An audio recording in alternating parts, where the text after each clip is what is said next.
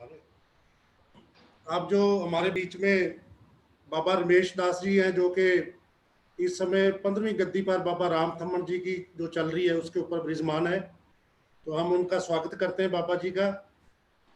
तो उनके इंट्रोडक्शन में यही बताना चाहूँगा कि जो बाबा राम थम्मन जी हैं, उनका जन्म जो है बटाला में गुरदासपुर जिले पंजाब में हुआ, और वो श्री गुरु नानक देव जी के जो सकी मासी के लड़के थे।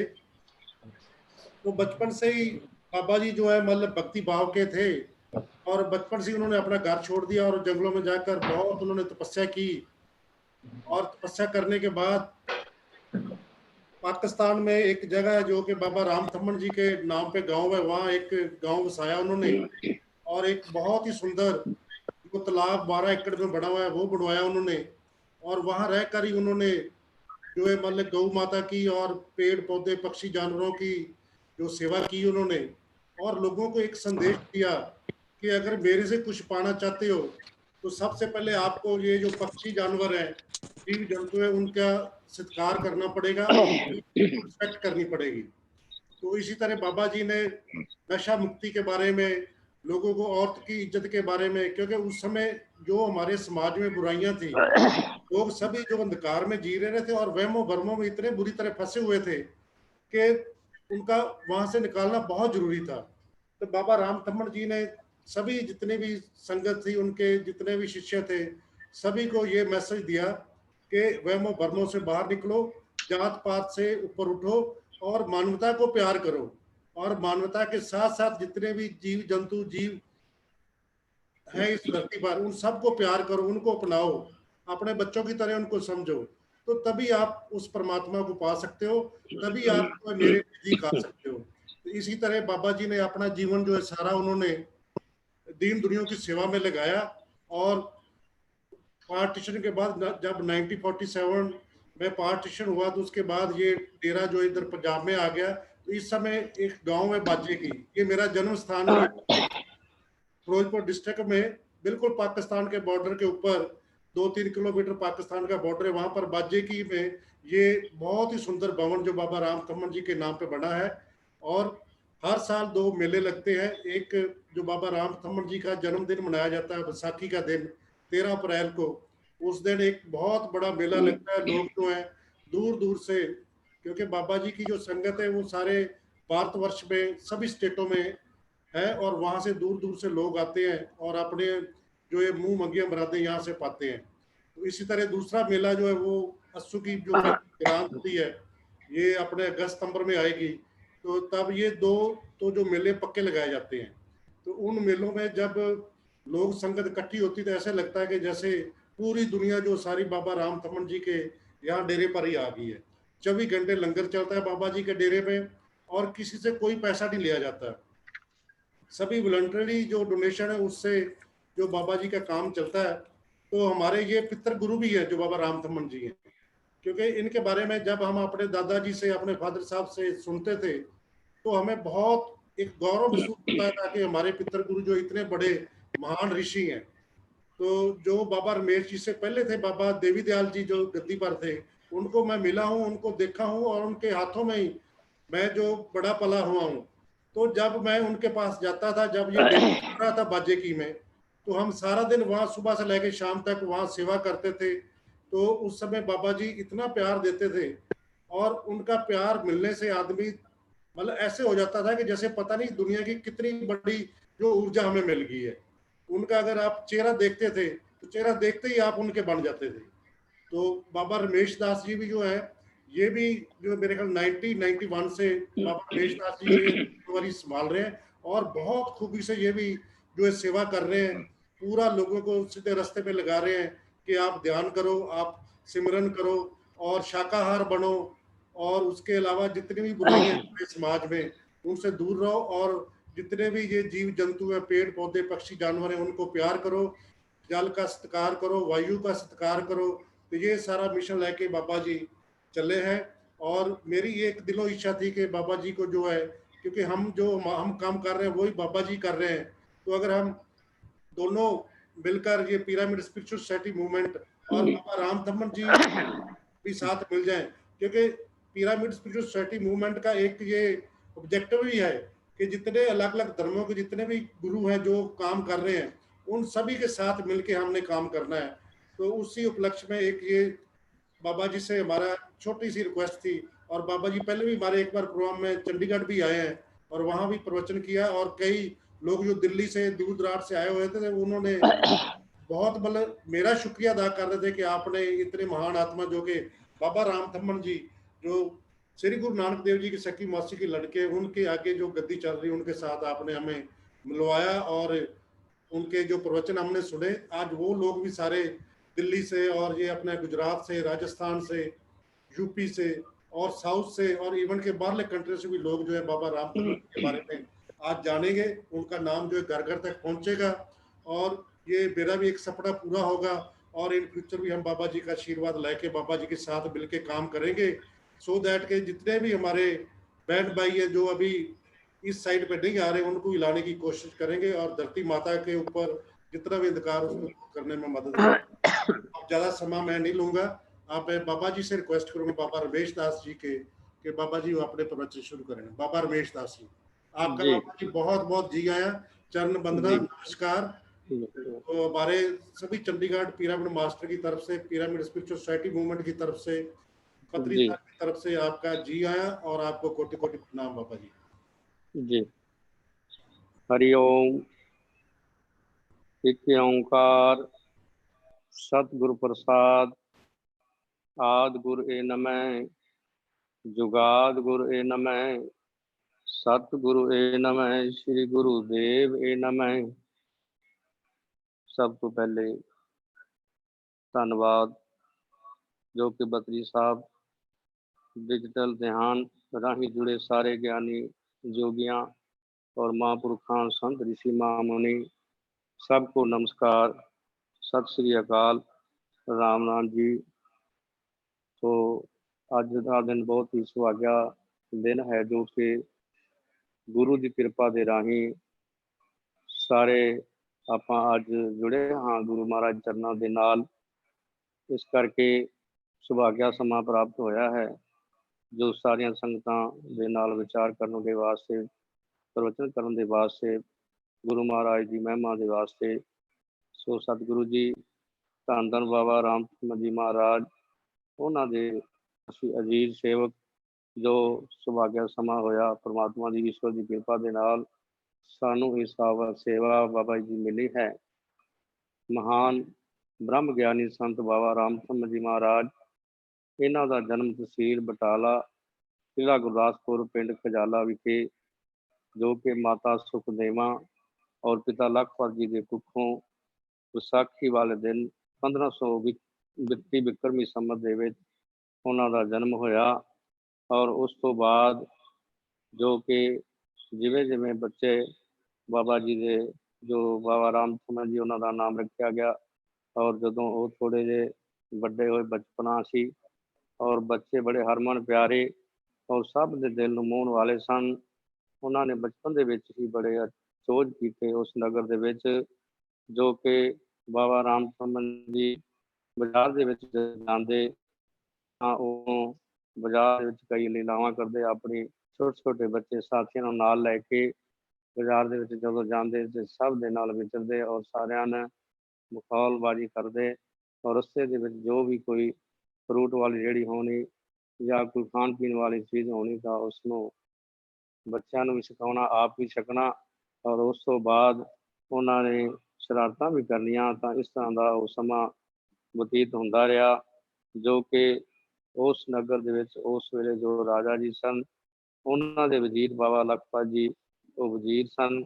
समय के मुताबिक गुरु नानक देव जी के बाबा राम जी मासी के पुत भरा हुए हैं जो कि बड़े महान एक तपस्वी हुए हैं, ब्रह्म ज्ञानी संत हुए हैं। तो जदों वो बाजार दे विच जांदे तां सब दे मन नूं भाउंदे भी पर वो शरारतां भी करदे। जदों इस चीज़ का सब नूं पता लग्या तो राजे कोल शिकायत गई कि राजा जी जो रामचंद्र जी हैं वो बहुत ही शरारतां करते हैं, सब नूं तंग करते हैं। तो जदों राजा जी के कोल शिकायत पहुंची राजा जी ने अपने कोल बुलाया ਔਰ ਪੁੱਛਿਆ, ਬੇਟਾ ਤੁਸੀਂ ਇਹ ਕਿਉਂ ਕਰਦੇ ਹੋ? ਤਾਂ ਉਸ ਵੇਲੇ ਉਹਨਾਂ ਨੇ ਇਹ ਗੱਲ ਕੀਤੀ ਕਿ ਇਹ ਸਾਡੀ ਮੌਜ ਹੈ, ਅਸੀਂ ਜੋ ਕਰ ਰਹੇ ਹਾਂ ਉਹ ਪਰਮਾਤਮਾ ਦੀ ਈਸ਼ਵਰ ਦੀ ਕਿਰਪਾ ਦੇ ਨਾਲ ਕਰ ਰਹੇ ਹਾਂ। ਤਾਂ ਉਹ ਸ਼ਿਕਾਇਤ ਰਾਮ ਥਮਨ ਜੀ ਦੇ ਪਿਤਾ ਜੀ ਲਖਪਤ ਦੇ ਕੋਲ ਗਈ ਔਰ ਰਾਜਾ ਜੀ ਨੇ ਕੋਲ ਬੁਲਾ ਕਰਕੇ ਲਖਪਤ ਜੀ ਨੂੰ ਕਿਹਾ ਕਿ ਤੁਹਾਡਾ ਜੋ ਬੇਟਾ ਹੈ ਇਹ ਬਹੁਤ ਸ਼ਰਾਰਤੀ ਹੈ ਔਰ ਇਹ ਨੁਕਸਾਨ ਕਰਦਾ ਹੈ, ਇਸ ਨੂੰ ਸਮਝਾ ਦਿਓ। ਤਾਂ ਲਖਪਤ ਜੀ ਕਹਿਣ ਲੱਗੇ, ਬੱਚਾ ਹੈ, ਇਸ ਨੂੰ ਸਮਝਾਵਾਂਗੇ। ਪਰ ਉਸ ਤੋਂ ਬਾਅਦ ਥੋੜ੍ਹੇ ਦਿਨਾਂ ਬਾਅਦ ਉਸੇ ਤਰ੍ਹਾਂ ਫਿਰ ਉਹ ਸ਼ਰਾਰਤਾਂ ਕਰਦੇ ਹਨ। ਤਾਂ ਇੱਕ ਦਿਨ ਰਾਜਾ ਜੀ ਨੇ ਹੁਕਮ ਦੇ ਦਿੱਤਾ ਕਿ ਇਹਨਾਂ ਨੂੰ ਰਾਮ ਥਮਨ ਜੀ ਬੱਚਿਆਂ ਸਮੇਤ ਜੋ ਇਹਨਾਂ ਨੂੰ ਜੇਲ੍ਹ ਦੇ ਅੰਦਰ ਬੰਦ ਕਰ ਦੇਵੋ, ਕਿਉਂਕਿ ਇਹ ਬਹੁਤ ਸ਼ਰਾਰਤਾਂ ਕਰਦੇ ਹਨ। ਤਾਂ ਉਸ ਵੇਲੇ ਬੱਚਿਆਂ ਸਮੇਤ ਰਾਮ ਥਮਨ ਜੀ ਨੂੰ ਜੇਲ੍ਹ ਦੇ ਵਿੱਚ ਜਦੋਂ ਬੰਦ ਕੀਤਾ, ਬੰਦ ਕਰਨ ਤੋਂ ਬਾਅਦ ਜਦੋਂ ਵਾਪਸ ਆਉਂਦੇ ਤਾਂ ਰਾਤ ਦੇ ਟਾਈਮ ਤੇ ਆਪਣੇ ਆਪ ਪਰਮਾਤਮਾ ਦੀ ਕਿਰਪਾ ਦੇ ਨਾਲ, ਕਿਉਂਕਿ ਉਹ ਇੱਕ ਇਲਾਹੀ ਰੂਹ ਸੀ, ਬੰਦਗੀ ਵਾਲੀ ਭਜਨ ਵਾਲੀ ਰੂਹ ਸੀ, ਉਹ ਆਪਣੇ ਆਪ ਦਰਵਾਜ਼ੇ ਖੁੱਲਦੇ ਜਾਣੇ ਔਰ ਰਾਤੋਂ ਰਾਤ ਜੇਲ੍ਹ ਤੋਂ ਬਾਹਰ ਆ ਜਾਣਾ। ਇਸ ਤਰ੍ਹਾਂ ਦਾ ਜਦੋਂ ਕੌਤਕ ਹੋਇਆ ਤਾਂ ਸਵੇਰੇ ਪਤਾ ਲੱਗਣਾ ਕਿ ਉਹ ਬਾਹਰ ਫਿਰਦੇ ਹਨ। ਦੁਬਾਰਾ ਉਹਨਾਂ ਨੂੰ ਉਸੇ ਤਰ੍ਹਾਂ ਜੇਲ੍ਹ ਦੇ ਵਿੱਚ ਬੰਦ ਕੀਤਾ ਜਾਂਦਾ ਤਾਂ ਦੁਬਾਰਾ ਫਿਰ ਉਸੇ ਤਰ੍ਹਾਂ ਹੀ ਹੁੰਦਾ। ਅਗਲੇ ਦਿਨ ਦੇਖਣਾ ਤਾਂ ਉਹ ਬਾਹਰ ਆਇਆ ਫਿਰਦੇ ਸਨ। ਤਾਂ ਇਸ ਤਰ੍ਹਾਂ ਦੇ ਇਹ ਕੌਤਕ ਵੇਖਦੇ ਹੋਏ ਰਾਜਾ ਜੀ ਨੇ ਲਖਪਤ ਜੀ ਨੂੰ ਕੋਲ ਬੁਲਾ ਕੇ ਆਖਿਆ ਕਿ ਇਹ ਬਹੁਤ ਤੰਗ ਕਰਦੇ ਹਨ। ਤਾਂ ਰਾਮ ਥਮਨ ਜੀ ਕਹਿਣ ਲੱਗੇ ਕਿ ਰਾਜਾ ਜੀ, ਕੱਲ੍ਹ ਸਾਡਾ 11 ਵਜੇ ਚੌਂਕ ਦੇ ਅੰਦਰ ਸਾਰੀ ਸੰਗਤ ਨੂੰ ਬੁਲਾ ਕਰਕੇ ਸਭ ਨੇ ਉੱਥੇ ਇਕੱਠੇ ਹੋਣਾ ਹੈ ਔਰ ਸਾਡਾ ਇੱਕ ਖਾਸ ਉਪਦੇਸ਼ ਅਸੀਂ ਸਭ ਨੂੰ ਦੇਣਾ ਹੈ, ਸਭ ਨੇ ਇਕੱਠੇ ਹੋਣਾ ਹੈ। ਇਹ ਬਾਬਾ ਜੀ ਨੇ ਆਦੇਸ਼ ਦੇ ਦਿੱਤਾ ਰਾਜਾ ਜੀ ਨੂੰ। ਜਦੋਂ ਇਸ ਤਰ੍ਹਾਂ ਦਾ ਆਦੇਸ਼ ਦਿੱਤਾ ਰਾਜਾ ਜੀ ਨੂੰ, ਅਗਲੇ ਦਿਨ ਠੀਕ 11 ਵਜੇ ਸਾਰੀ ਸੰਗਤ ਸਮੇਤ ਰਾਜਾ ਜੀ, ਬਾਬਾ ਲਖਪਤ ਜੀ ਸਾਰੇ ਉੱਥੇ ਇਕੱਤਰਿਤ ਹੋਏ। ਇਕੱਤਰਿਤ ਹੋਣ ਤੋਂ ਬਾਅਦ ਸਾਰਿਆਂ ਨੇ ਜੋ ਇਕੱਠੇ ਹੋਏ ਸਨ ਉਹਨਾਂ ਨੂੰ ਉਪਦੇਸ਼ ਦੇਣ ਲੱਗੇ। ਪਰ ਇਸ ਤੋਂ ਪਹਿਲਾਂ ਜੋ ਰਾਜਾ ਜੀ ਸਨ ਉਹ ਬਹੁਤ ਅਤਿਆਚਾਰੀ ਸਨ, ਕਿਉਂਕਿ ਉਹਨਾਂ ਨੇ ਬਾਹਰ ਸ਼ਿਕਾਰ ਖੇਡਣਾ, ਮਾਰ ਤਾੜ ਕਰਨੀ, ਜੀਵ ਹੱਤਿਆ ਕਰਨੀ ਔਰ ਨੁਕਸਾਨ ਕਰਨਾ, ਜੋ ਕਿ ਕਿਸੇ ਦਾ ਵੀ ਭਲਾ ਨਹੀਂ ਸਨ ਦੇ ਅਤਿਆਚਾਰੀ ਸਨ। ਤਾਂ ਉਸ ਵੇਲੇ ਉਹ ਬਾਬਾ ਜੀ ਰਾਮ ਥਮਨ ਜੀ ਕਹਿਣ ਲੱਗੇ ਕਿ ਰਾਜਾ ਜੀ, ਜੋ ਤੁਸੀਂ ਇਹ ਕਰ ਰਹੇ ਹੋ, ਅਤਿਆਚਾਰ ਕਰ ਰਹੇ ਹੋ, ਇਹ ਅੱਜ ਤੋਂ ਬਾਅਦ ਤੁਸੀਂ ਅਤਿਆਚਾਰ ਨਹੀਂ ਕਰਨਾ, ਜੀਵ ਹੱਤਿਆ ਨਹੀਂ ਕਰਨੀ, ਜਨਤਾ ਨੂੰ ਸੁੱਖ ਦੇਣਾ ਹੈ। ਸਾਡਾ ਇਹੀ ਉਪਦੇਸ਼ ਹੈ, ਅਸੀਂ ਜੋ ਕਰ ਰਹੇ ਹਾਂ, ਕਿਉਂਕਿ ਅਸੀਂ ਇਸ ਵਾਸਤੇ ਕਰ ਰਹੇ ਹਾਂ ਕਿ ਜੋ ਕੁਝ ਹੈ ਤੁਸੀਂ ਇਹ ਧਨ ਦੌਲਤ ਇਕੱਠਾ ਕਰਕੇ ਜੋ ਆਪਣੇ ਆਪ ਤੁਸੀਂ ਖਾਂਦੇ ਵਰਤਦੇ ਹੋ, ਇਸ ਤਰ੍ਹਾਂ ਨਹੀਂ ਚਾਹੀਦਾ। ਸਾਰੀ ਸੰਗਤ ਦੇ ਵਿੱਚ ਵੰਡ ਕੇ ਖਾਣਾ ਸਕਣਾ ਹੈ। ਇਹੀ ਉਪਦੇਸ਼ ਦੇ ਰਹੇ ਹਾਂ ਤੁਹਾਨੂੰ ਔਰ ਤੁਸੀਂ ਇਸ ਤਰ੍ਹਾਂ ਦਾ ਕੋਈ ਅੱਗੇ ਮਾੜਾ ਕਰਮ ਨਹੀਂ ਕਰਨਾ। ਤੁਹਾਨੂੰ ਉਪਦੇਸ਼ ਦੇਣ ਵਾਸਤੇ ਅਸੀਂ ਇਕੱਠਿਆਂ ਕੀਤਾ ਹੈ ਔਰ ਅੱਗੇ ਵਾਸਤੇ ਜੀਵ ਹੱਤਿਆ ਨਹੀਂ ਕਰਨੀ, ਕਿਸੇ ਦਾ ਮਾੜਾ ਨਹੀਂ ਸੋਚਣਾ, ਅਨਾਥ ਦੀ ਸੇਵਾ ਕਰਨੀ ਹੈ, ਸਮਾਜ ਦੀ ਸੇਵਾ ਕਰਨੀ ਹੈ, ਆਪਣਾ ਜੀਵਨ ਬਾਕੀ ਦਾ ਤੁਸੀਂ ਅੱਛਾ ਬਤੀਤ ਕਰਨਾ ਹੈ, ਜਨਤਾ ਨੂੰ ਸੁੱਖ ਦੇਣਾ। ਇਸ ਤਰ੍ਹਾਂ ਦਾ ਉਪਦੇਸ਼ ਦਿੰਦੇ ਹੋਏ ਬਾਬਾ ਰਾਮ ਥਮਨ ਜੀ ਬਚਪਨ ਦੇ ਵਿੱਚ ਉੱਥੋਂ ਆਗਿਆ ਲੈ ਕੇ ਰਵਾਨਗੀ ਕਰਦੇ ਹਨ, ਜੋ ਕਿ ਇਸ ਵੇਲੇ ਤਹਿਸੀਲ ਜੋ ਕਸੂਰ ਜ਼ਿਲ੍ਹਾ ਲਾਹੌਰ ਦੇ ਵਿੱਚ ਪਾਕਿਸਤਾਨ ਦੇ ਵਿੱਚ ਬਹੁਤ ਵੱਡਾ ਸਥਾਨ ਰਹਿ ਗਿਆ ਹੈ। ਬਾਬਾ ਜੀ ਬਚਪਨ ਦੇ ਵਿੱਚ ਹੀ ਇੱਥੋਂ ਵਿਰਾਗਮਈ ਚਲੇ ਜਾਂਦੇ ਹਨ ਔਰ ਉੱਥੇ ਜਾ ਕੇ ਜੰਗਲ ਦੇ ਵਿੱਚ ਆਪਣੀ ਸਮਾਧੀ ਲੀਨ ਹੋ ਜਾਂਦੇ ਹਨ। ਕਾਫੀ ਦਿਨ ਸਮਾਧੀ ਲੀਨ ਹੋ ਕਰਕੇ ਬੈਠ ਕੇ ਤਪੱਸਿਆ ਕਰਦੇ ਹਨ। ਉਸ ਤੋਂ ਬਾਅਦ ਕਈ ਲੋਕ ਜਦੋਂ ਉੱਥੋਂ ਵਿਚਰਨ ਲੱਗੇ ਵੇਖਦੇ ਹਨ ਕਿ ਇੱਕ ਛੋਟੀ ਉਮਰ ਦੇ ਵਿੱਚ ਜੋ ਇੱਕ ਯੋਗੀ ਬੈਠਾ ਹੈ, ਤਪੱਸਿਆ ਕਰ ਰਿਹਾ ਹੈ, ਕਈ ਦਿਨ ਹੋ ਗਏ ਹਨ, ਨਾ ਕੁਝ ਖਾਂਦੇ ਹਨ ਨਾ ਪੀਂਦੇ ਹਨ, ਤਪੱਸਿਆ ਕਰ ਰਹੇ ਹਨ। ਤਾਂ ਉੱਥੋਂ ਦੇ ਜੋ ਉਹ ਮਾਲਕ ਸਨ ਜ਼ਮੀਨ ਦੇ, ਉਹਨਾਂ ਨੂੰ ਪਤਾ ਲੱਗਿਆ ਤਾਂ ਉਹਨਾਂ ਨੇ ਆ ਕੇ ਜਦੋਂ ਤੱਕਿਆ ਤਾਂ ਗੁਰੂ ਜੀ ਦੇ ਚਰਨਾਂ ਦੇ ਵਿੱਚ ਡਿੱਗ ਪਏ ਨਤਮਸਤਕ ਹੋ ਕੇ। ਤਾਂ ਉਹ ਆਸ਼ੀਰਵਾਦ ਲਈ ਤੇ ਉਸ ਤੋਂ ਬਾਅਦ ਬਾਬਾ ਜੀ ਨੂੰ ਉਹਨਾਂ ਨੇ ਕਈ ਜੋ ਏਕੜ ਸੀ ਜ਼ਮੀਨ ਬਾਬਾ ਜੀ ਨੂੰ ਦਾਨ ਕਰ ਦਿੱਤੀ ਔਰ ਉਸ ਤੋਂ ਬਾਅਦ ਬਾਬਾ ਜੀ ਉੱਥੇ ਰਹਿਣ ਲੱਗ ਪਏ, ਜੋ ਕਿ ਅੱਜ ਵੀ ਪਾਕਿਸਤਾਨ ਦੇ ਵਿੱਚ ਰਾਮ ਥਮਨ ਜੀ ਦੇ ਨਾਮ ਤੇ ਪੂਰਾ ਵਸਿਆ ਹੋਇਆ ਹੈ। ਪਹਿਲੇ ਬਿਲਕੁਲ ਜੰਗਲ ਬਿਆਬਾਨ ਸੀ। ਤਪੱਸਿਆ ਕਰਨ ਤੋਂ ਬਾਅਦ, ਸਿਮਰਨ ਕਰਨ ਤੋਂ ਬਾਅਦ ਸਾਰੇ ਲੋਕਾਂ ਨੂੰ ਉਪਦੇਸ਼ ਦਿੱਤਾ, ਰੂਹਾਨੀਅਤ ਦੇ ਨਾਲ ਜੋੜਿਆ, ਪਰਮਾਤਮਾ ਦੀ ਬੰਦਗੀ ਦਾ ਮਾਰਗ ਦੱਸਿਆ ਔਰ ਸੱਚੇ ਮਾਰਗ ਤੇ ਚੱਲਣ ਦਾ ਜਦੋਂ ਉਪਦੇਸ਼ ਦਿੱਤਾ, ਸਾਰੇ ਉਹਨਾਂ ਦੇ ਅਧੀਨ ਹੋ ਗਏ। ਔਰ ਉਸ ਤੋਂ ਬਾਅਦ ਬਾਬਾ ਜੀ ਨੇ ਉੱਥੇ 12 ਏਕੜ ਦੇ ਵਿੱਚ ਸਰੋਵਰ ਬਣਵਾਇਆ ਸੰਗਤਾਂ ਦੇ ਉਧਾਰ ਦੇ ਵਾਸਤੇ, ਔਰ ਆਪ ਜਪਦੇ ਹਨ, ਸਿਮਰਨ ਕਰਾਉਂਦੇ ਹਨ। ਜੋ ਅੱਜ ਵੀ ਪਾਕਿਸਤਾਨ ਦੇ ਵਿੱਚ ਕਸੂਰ ਦੇ ਲਾਗੇ ਰਾਮ ਥੰਮਣ ਜੀ ਪਿੰਡ ਜ਼ਿਲ੍ਹਾ ਲਾਹੌਰ ਦੇ ਵਿੱਚ ਪੈਂਦਾ ਹੈ, ਜੋ ਕਿ ਬਹੁਤ ਮਸ਼ਹੂਰ ਹੈ।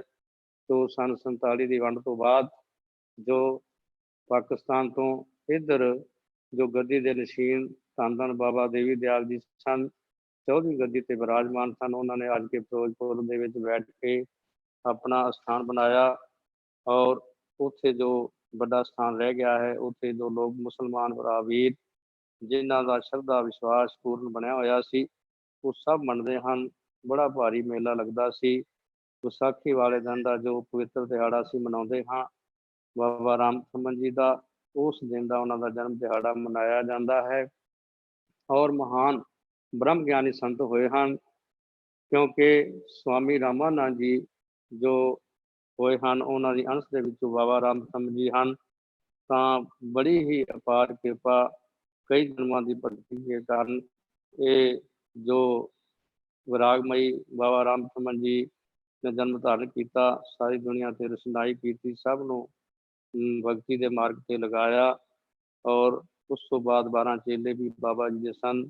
ਔਰ ਗੱਦੀ ਜੋ ਇਸ ਵੇਲੇ ਜੋ ਬਾਬਾ ਦੇਵੀ ਦਿਆਲ ਜੀ ਫਿਰੋਜ਼ਪੁਰ ਆਏ, ਫਿਰੋਜ਼ਪੁਰ ਦਵਾਕੀ ਪਿੰਡ ਬਾਜੇਕੇ ਵਿਖੇ, ਇੱਥੇ ਆ ਕਰਕੇ ਉਹਨਾਂ ਨੇ ਜੋ ਜ਼ਮੀਨ ਬੀਬੀ ਕੰਮੋ ਬਾਈ ਨੇ ਦਾਨ ਕੀਤੀ, ਜੋ ਕੰਬੋਜ ਸਾਹਿਬ ਪੱਪੂ ਜੀ ਹਨ, ਇਹਨਾਂ ਦੇ ਰਿਸ਼ਤੇਦਾਰ ਦੇ ਵਿੱਚੋਂ ਭੂਆ ਜੀ ਲੱਗਦੇ ਸਨ। ਇਸ ਤਰ੍ਹਾਂ ਕਰਕੇ ਉਹ ਸਾਰਾ ਜੋ ਬਾਬਾ ਜੀ ਦੀ ਕਿਰਪਾ ਦੇ ਨਾਲ ਇੱਥੇ ਨੀਂਹ ਪੱਥਰ ਰੱਖਣ ਤੋਂ ਬਾਅਦ ਅੱਜ ਵੀ ਜੋ ਇਹ ਬਾਬਾ ਰਾਮ ਥੰਮਣ ਜੀ ਦਾ ਸਥਾਨ ਬਣਿਆ ਹੈ ਪਿੰਡ ਬਾਜੇਕੇ। ਔਰ ਦਾਸ ਨੂੰ ਜਦੋਂ ਦਾ ਸੇਵਾ ਦਾ ਸਮਾਂ ਪ੍ਰਾਪਤ ਹੋਇਆ ਹੈ, ਬੜੇ ਆਪਣੇ ਆਪ ਨੂੰ ਵੱਡੇ ਭਾਗ ਵਾਲੇ ਸਮਝਦੇ ਹਾਂ, ਕਿਉਂਕਿ ਗੁਰੂ ਤੋਂ ਬਿਨਾਂ ਕੋਈ ਮਾਰਗ ਪ੍ਰਾਪਤ ਨਹੀਂ ਹੁੰਦਾ। ਜਿਹਨੇ ਆਪਣਾ ਆਪ ਗੁਰੂ ਦੇ ਸਮਰਪਣ ਕਰ ਦਿੱਤਾ, ਤਾਂ ਉਸ ਤੋਂ ਬਾਅਦ ਬਾਕੀ ਕੋਈ ਗੱਲ ਰਹਿ ਨਹੀਂ ਜਾਂਦੀ, ਉਹਦੇ ਤੇ ਅਪਾਰ ਕਿਰਪਾ ਹੁੰਦੀ ਹੈ। ਸੋ ਸਾਰੇ ਜਿੰਨੇ ਵੀ ਆਪਾਂ ਅੱਜ ਜੁੜੇ ਹਾਂ ਰੂਹਾਨੀਅਤ ਦੇ ਨਾਲ, ਬੜੀ ਅਪਾਰ ਕਿਰਪਾ ਹੈ। ਕੰਬੋਜ ਸਾਹਿਬ ਜੀ ਦਾ ਧੰਨਵਾਦ, ਔਰ ਬੱਤੀ ਸਾਹਿਬ ਜੀ ਜਿਨ੍ਹਾਂ ਦੀ ਅਤੀ ਕਿਰਪਾ ਦੇ ਨਾਲ ਸਾਰੇ ਆਪਾਂ ਰਲ ਕੇ, ਔਰ ਉਸ ਤੋਂ ਬਾਅਦ ਜਦੋਂ ਆਪਾਂ ਗੁਰੂ ਵਾਲੇ ਹੋ ਜਾਂਦੇ ਹਾਂ, ਉਸ ਤੋਂ ਬਾਅਦ ਆਪਾਂ ਗੁਰੂ ਇਹੀ ਮਾਰਗ ਦੱਸਦਾ ਹੈ ਕਿ ਆਪਾਂ ਧਿਆਨ ਕਿਸ ਤਰ੍ਹਾਂ ਲਗਾਉਣਾ ਹੈ, ਪਰਮਾਤਮਾ ਦੀ ਪ੍ਰਾਪਤੀ ਕਿਸ ਤਰ੍ਹਾਂ ਕਰਨੀ ਹੈ, ਔਰ ਅੱਛੇ ਕਰਮ ਕਰਨੇ ਹਨ। ਅੱਛੇ ਕਰਮ ਕਰਨ ਦੇ ਨਾਲ ਆਪਣੀ ਜੋ ਬੁੱਧੀ ਹੈ ਉਹ ਨਿਰਮਲ ਹੁੰਦੀ ਹੈ, ਆਪਣੇ ਅੰਦਰ ਸ਼ਕਤੀ ਊਰਜਾ ਪੈਦਾ ਹੁੰਦੀ ਹੈ, ਔਰ ਉਸ ਤੋਂ ਬਾਅਦ ਆਪਾਂ ਉਸ ਪਰਮਾਤਮਾ ਦੇ ਸੋਹਣੇ ਦੀਦਾਰ ਕਰ ਸਕਦੇ ਹਾਂ। ਇਹ ਗੁਰੂ ਤੋਂ ਬਿਨਾਂ ਕੋਈ ਮਾਰਗ ਪ੍ਰਾਪਤ ਨਹੀਂ ਹੁੰਦਾ। ਇਸੇ ਤਰ੍ਹਾਂ ਕਿਉਂਕਿ ਜੇ ਆਪਾਂ ਮਾੜੇ ਕਰਮ ਕਰਾਂਗੇ ਤੇ ਆਪਾਂ ਨੂੰ ਹਿਸਾਬ ਕਿਤਾਬ ਦੇਣਾ ਪਵੇਗਾ, ਲੇਖਾ ਦੇਣਾ ਪਵੇਗਾ ਆਪਾਂ ਨੂੰ, ਔਰ ਉਸ ਦਾ ਹਿਸਾਬ ਜਦੋਂ ਆਪਾਂ ਗੁਰੂ ਵਾਲਾ ਹੋ ਜਾਂਦੇ ਹਾਂ, ਫਿਰ ਆਪਾਂ ਨੂੰ ਹਿਸਾਬ ਦੇਣ ਦੀ ਲੋੜ ਨਹੀਂ, ਕਿਉਂਕਿ ਗੁਰੂ ਆਪਣੀ ਬਾਂਹ ਪਕੜ ਲੈਂਦਾ ਹੈ। ਇਸ ਕਰਕੇ ਗੁਰੂ ਹੀ ਸਭ ਕੁਛ ਹੈ, ਔਰ ਗੁਰੂ ਤੋਂ ਬਿਨਾਂ ਆਪਣਾ ਕੋਈ ਵੀ ਮਾਰਗ ਆਪਾਂ ਪ੍ਰਾਪਤ ਨਹੀਂ ਕਰ ਸਕਦੇ। ਇਸੇ ਤਰ੍ਹਾਂ ਗੁਰਬਾਣੀ ਦੇ ਵਿੱਚ ਜੋ ਪ੍ਰਮਾਣ ਕੀਤਾ ਹੈ, ਗੁਰੂ ਮੇਰੀ ਪੂਜਾ, ਗੁਰੂ ਗੋਬਿੰਦ, ਗੁਰੂ ਮੇਰਾ ਪਾਰ ਬ੍ਰਹਮ, ਗੁਰੂ ਭਗਵੰਤ, ਗੁਰੂ ਮੇਰੇ ਦੇਵ, ਅਲਖ ਅਭਿਓ, ਸਰਬ ਪੂਜਾ ਚਰਨ ਗੁਰੂ ਸੇਓ, ਗੁਰ ਬਿਨ ਅਵਰ ਨਾਹੀ ਮੈਂ ਥਾਉ, ਅਨ ਦਿਨ ਜਪ ਗੁਰੂ ਗੁਰੂ ਨਾਉ, ਗੁਰੂ ਮੇਰਾ ਗਿਆਨ, ਗੁਰੂ ਹਿਰਦੇ ਧਿਆਨ, ਗੁਰੂ ਗੋਪਾਲ ਪੁਰਖ ਭਗਵਾਨ, ਗੁਰ ਕੀ ਸਰਨ ਰਹੋ ਕਰ ਜੋਰ, ਗੁਰੂ ਬਿਨਾ ਮੈਂ ਨਾਹੀ ਹੋਰ, ਗੁਰੂ ਬਿਨਾ ਮੈਂ ਨਾਹੀ ਹੋਰ। ਗੁਰੂ ਤੋਂ ਬਿਨਾ ਆਪਣਾ ਕੋਈ ਵੀ ਆਪਾਂ ਮਾਰਗ ਪ੍ਰਾਪਤ ਨਹੀਂ ਕਰ ਸਕਦੇ। ਗੁਰੂ ਬਿਨਾ ਗਤ ਨਹੀਂ ਤੇ ਸ਼ਾਹ ਬਿਨਾ ਪਤ ਨਹੀਂ। ਗੁਰੂ ਤੋਂ ਬਿਨਾ ਆਪਾਂ ਮਾਰਗ ਨਹੀਂ ਪ੍ਰਾਪਤ ਕਰ ਸਕਦੇ। ਤਾਂ ਜਦੋਂ ਆਪਾਂ ਨੂੰ ਚੰਗੀ ਸੰਗਤ ਪ੍ਰਾਪਤ ਹੁੰਦੀ ਹੈ, ਉਦੋਂ ਗੁਰੂ ਦੀ ਕਿਰਪਾ ਦੇ ਨਾਲ ਹੁੰਦੀ ਹੈ। ਗੁਰੂ ਹੀ ਆਪਾਂ ਨੂੰ ਦੇ ਵਿੱਚ ਲਗਾਉਂਦਾ ਹੈ। ਨਾਮ ਜੀਵਾਂ ਦੀ ਹਰ ਦਰਸ਼ਨ ਨੂੰ ਅੱਖੀ, ਇੱਕ ਇੱਕ ਸਵਾਸ ਅਮੋਲਕ ਜਾਂਦਾ ਹੱਥ ਨਾ ਆਵੇ ਲੱਖੀ, 24,000 ਖਰਚ ਰੋਜ਼ ਦਾ ਆਮਦਨ ਮੂਲ ਨਾ ਥੀਵੇ, ਜਿਸ ਬੰਦੇ ਨੂੰ ਇਤਨਾ ਘਾਟਾ ਸੋ ਬੰਦਾ ਕਿਉ ਜੀਵੇ। ਤਾਂ ਇਸ ਤਰ੍ਹਾਂ ਕਰਕੇ ਨਾਮ ਤੋਂ ਬਿਨਾਂ ਆਪਣਾ ਜੀਵਨ ਵਿਅਰਥ ਹੈ। ਇਸੇ ਤਰ੍ਹਾਂ ਪਿਆਰੀ ਸਾਧ ਸੰਗਤ ਜੀ, ਆਪਾਂ ਨੂੰ ਹਿਸਾਬ ਦੇਣਾ ਪਵੇਗਾ। ਜੋ ਆਪਾਂ ਇੱਥੇ ਆ ਕੇ ਕਰਮ ਕਰਦੇ ਹਾਂ। ਗੁਰੂ ਵਾਲੇ ਜਦੋਂ ਆਪਾਂ ਹੋ ਜਾਂਦੇ ਹਾਂ, ਇਸ ਤੋਂ ਬਾਅਦ ਆਪਣੀ ਗੁਰੂ ਬਾਂਹ ਪਕੜ ਲੈਂਦਾ ਹੈ, ਆਪਾਂ ਪੱਲਾ ਉਹਦਾ ਪਕੜ ਲੈਂਦੇ ਹਾਂ। ਪੱਲਾ ਆਪਾਂ ਗੁਰੂ ਨੂੰ ਪਕੜਾਉਣਾ ਹੈ, ਆਪ ਨਹੀਂ ਪਕੜਨਾ, ਕਿਉਂਕਿ ਜੋ ਛੱਡੇਗਾ ਨਹੀਂ। ਜਦੋਂ ਆਪਾਂ ਪਕੜ ਲਾਂਗੇ, ਹੋ ਸਕਦਾ ਹੈ ਆਪਣੇ ਕੋਲ ਪੱਲਾ ਛੁੱਟ ਜਾਵੇ, ਪਰ ਜੇਕਰ ਗੁਰੂ ਆਪਣਾ ਪੱਲਾ ਪਕੜ ਲਏਗਾ ਤਾਂ ਫਿਰ ਆਪਾਂ ਨੂੰ ਇਸ ਭਾਵ ਸਾਗਰ ਨੂੰ ਪਾਰ ਲਿਜਾ ਸਕਦੇ ਹਨ। ਇਸ ਕਰਕੇ ਕਈ ਜੋ ਮਹਾਂਪੁਰਸ਼ ਹੋਏ ਹਨ, ਸੰਤ ਕਬੀਰ ਜੀ ਹੋਏ ਹਨ, ਭਗਤ ਨਾਮਦੇਵ ਜੀ ਆਏ ਹਨ, ਔਰ ਭਗਤ ਰਵਿਦਾਸ ਜੀ ਹੋਏ ਹਨ। ਉਹਨਾਂ ਨੇ ਭਗਤੀ ਦੇ ਮਾਰਗ ਤੇ ਚੱਲਣ ਦਾ ਆਪ ਵੀ ਚੱਲੇ ਹਨ, ਔਰ ਸਭ ਨੂੰ ਉਸ ਪ੍ਰਮਾਤਮਾ ਦਾ ਮਾਰਗ ਦੱਸਿਆ ਹੈ ਕਿ ਪ੍ਰਮਾਤਮਾ ਤੋਂ ਬਿਨਾਂ ਕੋਈ ਵੀ ਆਪਣਾ ਸਹਾਈ ਨਹੀਂ ਹੋਵੇਗਾ। ਮੇਰਾ ਮੁਝ ਮੈਂ ਕਿਛ ਨਹੀਂ, ਜੋ ਕਿਛ ਹੈ ਸੋ ਤੇਰਾ, ਤੇਰਾ ਤੁਝ ਕੋ ਸੌਂਪ ਤੇ ਕਿਆ ਲਾਗੇ ਮੇਰਾ। ਜਦੋਂ ਆਪਾਂ ਇਹ ਸਮਝ ਲਈਏ ਕਿ ਜੋ ਕੁਛ